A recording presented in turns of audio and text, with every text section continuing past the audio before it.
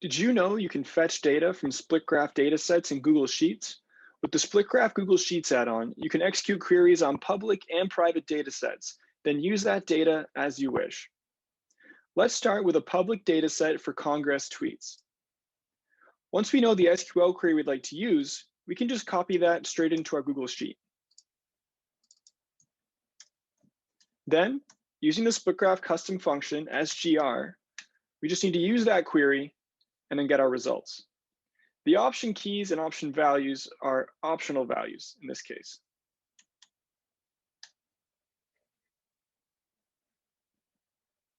If we wanted to return the header row, we can use the second parameter of the custom function and set it to true.